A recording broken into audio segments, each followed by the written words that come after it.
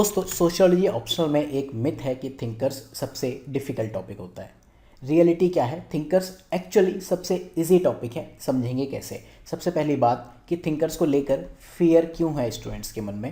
पहला रीज़न है ज़्यादा थ्योरेटिकल लगता है। सबसे पहले आप देखते हो वेस्टर्न नेम्स दिखते हैं यहाँ पर, राइट, या फिर जो इंडियन नेम्स हैं वो काफ़ी डिफिकल्ट। इंडोलॉजी है, स्ट्रक्चरल फंक्शनलिज्म, मार्क्सिस्ट सोशियोलॉजी, ठीक है। दूसरा, नोट्स में लैंग्वेज कॉम्प्लेक्स होती है। स्टूडेंट्स को लगता है रोट लर्निंग करनी पड़ेगी, समझ नहीं आता करना क्या है। फॉर एग्जांपल अगर मैं कहूँ हिस्टोरिकल मटेरियलिज्म, इससे रिलेटेड क्वेश्चंस 2023 में ये पूछा है। हिस्टोरिकल मटेरियलिज्म क्या है? अगर आप ये वाला क्वेश्चन देखो, यहाँ भी 23 में यही पूछा है, यहाँ भी साइलेंट फीचर पूछा है। ये इस तरह से क्वेश्चन पूछ रहे हैं, राइट। अब इतना सिंपल वे में अगर आपको कंटेंट मिल जाए, या फिर मैं आपको इनफैक्ट सिनॉप्सिस के ब्लॉग्स दिखाता हूँ जहाँ हमने ब्लॉगिंग करनी शुरू की है। जो थिंकर्स बेसिकली आपको जहाँ लगता है कि नहीं है वो यहाँ भी है। थ्योरीज ऑफ स्ट्रेटिफिकेशन, इसमें बेसिकली क्या क्या थ्योरीज हैं ये सब आपको पढ़नी होती हैं, ठीक है। अब अगर मैं इसमें जाऊँ कि मार्क्स की थ्योरी ऑफ स्ट्रेटिफिकेशन क्या है, अगर मैं कहूँ इसके 4 की एस्पेक्ट्स हैं, इसके ये क्रिटिसिज्म है, ये एप्लीकेबिलिटी, तो ख़त्म हो जाती है थ्योरी, राइट। इतना सिंपल वे में कोई समझाता नहीं है, ठीक है। दूसरा, थिंकर्स को लेके जो हाइप बनाई जाती है कि थिंकर्स जब तक आप अप्लाई नहीं करोगे पेपर 2 में, पेपर 1 में, इधर उधर, तब तक आपके मार्क्स नहीं आएंगे, ऐसा नहीं है। तो पहली चीज़ क्या है, थिंकर्स इजी क्यों है? क्योंकि सिलेबस स्टैटिक है, हर साल वही थिंकर्स हैं, वही थ्योरीज हैं। समझते हैं इसको कैसे? क्वेश्चंस डायरेक्ट होते हैं, जैसे Durkheim's theory of suicide, Weber's notion of ideal type, ये थिंकर्स की यूनिट का कंटेंट है। इसमें हम 2024 के क्वेश्चंस देख लेते हैं क्या पूछे हैं। ये सारे PYQs हैं। एलिनेशन से एक क्वेश्चन पूछा, एलिनेशन से पहले क्या क्वेश्चंस पूछे? Silent feature of alienation by Marx, यहाँ पे मार्क्स थ्योरी ऑफ एलिनेशन 2020 में पूछा, 2024 से पहले। देन ह्यूमन कैसे एलिनेटेड होते हैं, थोड़ी कॉम्प्लेक्स लैंग्वेज है, ये बहुत पहले से पूछता आ रहा है। अब अगर आपको एलिनेशन पे काम करना है तो इंट्रोडक्शन, बेसिक, ये आप एक चाहे तो बना सकते हो इस टाइप की कुछ चीज़। Then forms of alienation, question क्या पूछा है इन्होंने, कहा साइलेंट फीचर्स, तो साइलेंट फीचर्स में सब लिखूंगा ना कि एलिनेशन प्रोडक्ट ऑफ लेबर से होता है, देन एलिनेशन प्रोसेस से होता है, एलिनेशन ह्यूमन एसेंस से होता है, बाकी ये 4-5 टाइप हो गए। एलिनेशन से आप कैसे ओवरकम कर सकते हो, एलिनेशन के क्रिटिसिज्म क्या है, राइट। थिंकर्स क्या कहते हैं मार्क्स के एलिनेशन पे लेकर, कुछ आप याद कर लो। GS गुरे इंडियन थिंकर्स हैं, वेस्टर्न थिंकर्स हैं, किसी का एक नाम याद कर लो, राइट। तो क्या ये रियल में ईजी नहीं है? एक गाइडेंस वीडियो मैंने बनाया था, सोशियो की प्लेलिस्ट में जाना, हाउ टू स्कोर 300+, इसमें सोशियो को लेकर ही बात की है। ट्रेडिशनली आंसर्स होते कैसे हैं? हम आंसर्स ट्रेडिशनली लिखते हैं कि हमने, जैसे मान लो मॉडर्निटी पे लिखना है तो हमने एक डेफिनेशन दी, anything departure from traditional is known as modernity, फिर हम कुछ एग्जाम्पल देते हैं, फिर थिंकर पे लग जाते हैं। लेकिन अगर आप इस टॉपिक को introduction, background, origin, theory, phases, criticism या डीमेरिट या मेरिट या एप्लीकेबिलिटी, इवेल्युएशन, कंक्लूजन, इस वे में करो, राइट। जब आप क्रिटिसिज्म पढ़ते हो कि ये एक यूरोसेंट्रिक कॉन्सेप्ट है, कॉन्सेप्ट इज़ फ्रॉम यूरोप, यूरोसेंट्रिसिज्म, तब आप वो क्वेश्चन कर पाते हो कि modernity is not only European concept, या USA में गई, या फिर उसके अलावा कहाँ कहाँ हो सकती है, राइट। तो एलिनेशन का क्वेश्चन, इतनी सारी थीम्स तो हैं आपके पास। फिर हम डर्कहाइम में देखें तो PYQs जो है बेसिकली सोशल फैक्ट और सुसाइड से पूछा है, क्वेश्चन एक ही है। क्वेश्चन क्या कहता है? Various characteristic of social fact, पहला क्वेश्चन ये है। Rate of suicide, social fact कैसे है डर्कहाइम के अकॉर्डिंग? इस क्वेश्चन में 2 पार्ट है। अब पहला, ये थोड़ा सा अप्लाइड चीज़ है, क्योंकि A सुसाइड एक टॉपिक है, B social fact B, A से B को आपको रिलेट करना है, तो आपको क्या पता होना चाहिए कि सुसाइड्स के फैक्टर क्या हैं एंड सोशल फैक्ट होता क्या है। तो various characteristic of social fact, ठीक है, प्रॉब्लम्स क्या है इसमें, सोशल फैक्ट क्या है, नेचर ऑफ सोशल फैक्ट, ये सारे क्वेश्चन देखो सोशल फैक्ट है, राइट। तो पहले पार्ट को तो आंसर करने के लिए आप सोशल फैक्ट में चले जाओ कि इंट्रोडक्शन आपको लिखना है, ये लिख लो। अगर आपको इस वे में ग्राफिकली रिप्रेजेंटेशन देनी है, सोशल फैक्टर, सोशल नॉर्म के बारे में डिफरेंस बताना है, की फैक्टर्स, अब आप कहोगे इतना बड़ा आंसर है, तो उसे शॉर्ट में लिखने के तरीके होते हैं, राइट। इस तरह से आप की एस्पेक्ट्स बताओ, टाइप्स बताओ, 2 लाइन में बता देना होता है। मेथड्स क्या हो सकते हैं सोशल फैक्ट को स्टडी करने के लिए, ये इस वे में प्रिपेयर किया। कल की डेट में मान लो अगर सोशल फैक्ट आपके अलग से मेथड्स पूछ ले तो आप क्या करोगे? थिंकर्स व्यूज़ क्या है, राइट, ये हो गया। अब कुछ question, criticism of Durkheim social fact, observing social fact, इसमें प्रॉब्लम क्या है? वही तो क्रिटिसिज्म है, राइट। तो इस तरह से आप समझो क्वेश्चंस किस तरह से मॉडिफाई हो रहे हैं, ठीक है। इस क्वेश्चन के 2 पार्ट हैं, ये पॉज करके पढ़ लेना, अभी हम यहाँ पे नहीं जा रहे। अब दूसरा जो इसका पार्ट था PYQ में, सोशल फैक्ट में, कि सोशल फैक्ट सुसाइड से कैसे रिलेटेड है, उसके लिए आपको सुसाइड की थ्योरी पढ़नी पड़ेगी डर्कहाइम की। अगर आप यहाँ इंट्रोडक्शन में जाओगे तो यहाँ ये पॉइंट्स पढ़ो आप। एक तो ऑब्जेक्टिव रियलिटी है कि it is not just a personal act but society से भी गवर्न होता है। सेम वे में सोसाइटी के पैटर्न्स क्या है, इकोनॉमिक चेंज क्या है, रिलीजन, फैमिली स्ट्रक्चर, इन चीज़ों से गवर्न होता है। बहुत सारी चीज़ें हो सकती हैं। अब इसको आप करोगे कैसे?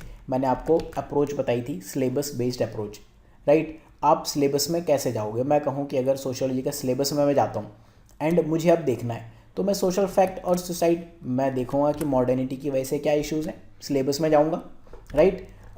देन रिसर्च मेथड में कि किस तरह से रिसर्च की जाती है। इस तरह से सिलेबस की हेडिंग्स ले सकते हैं। क्यों? इक्वालिटी ना होने से ये एक सोशल फैक्ट है, इसकी वजह से कैसे रेट ऑफ सुसाइड बढ़ रहा है।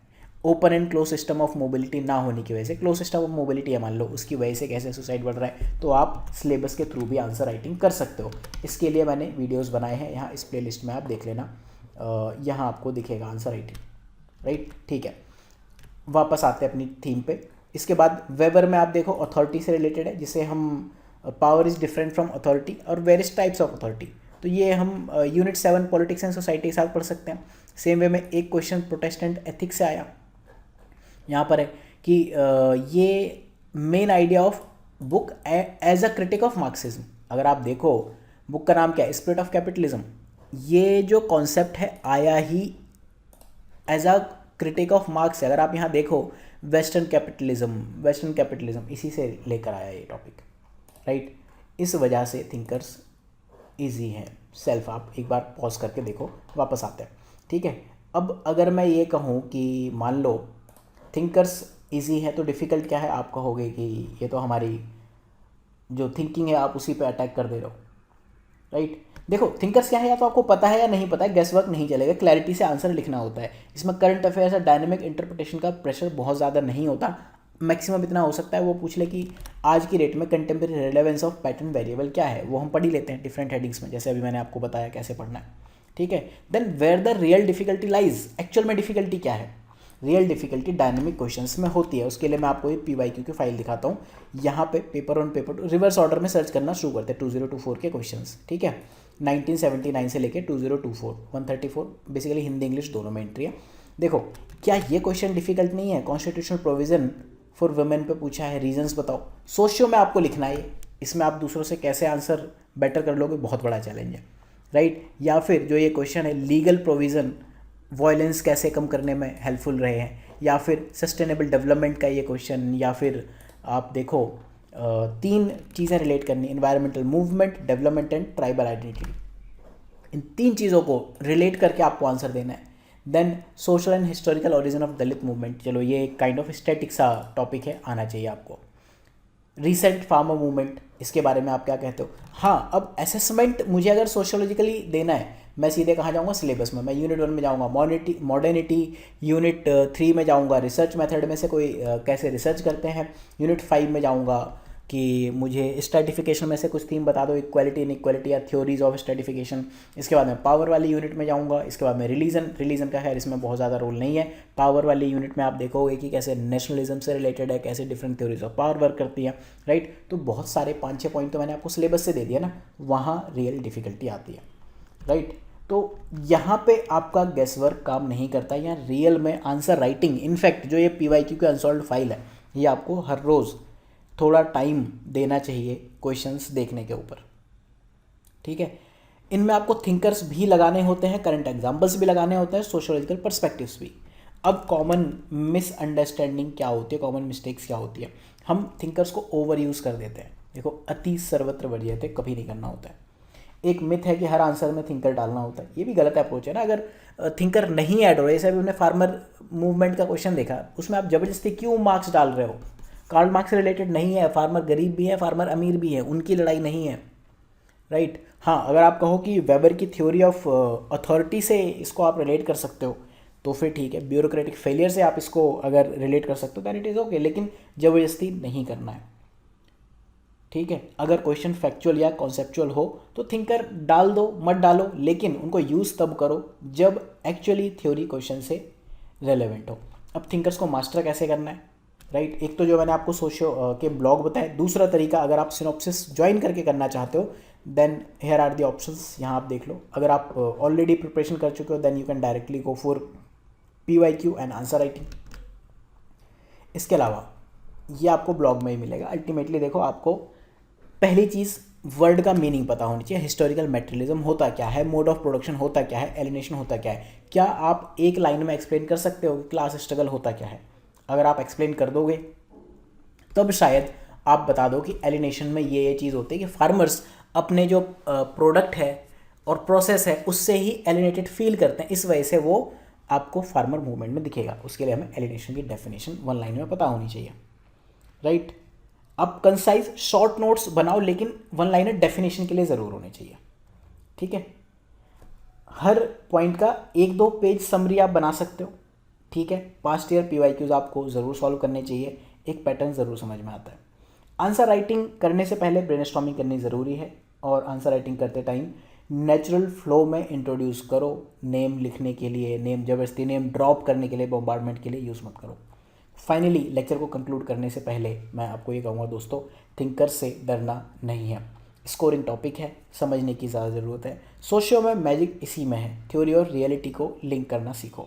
अगर आपको ये वीडियो हेल्पफुल लगा तो लाइक कर सकते हो, सब्सक्राइब कर सकते हो, और कमेंट में बता सकते हो कि कौन सा थिंकर आपको सबसे ज़्यादा कन्फ्यूजिंग लगता है। नेक्स्ट वीडियो में हम उसकी बात करेंगे, या फिर socio as a whole thinkers कैसे यूज़ करने एंड आंसर राइटिंग कैसे करनी होती है। Thank you for watching.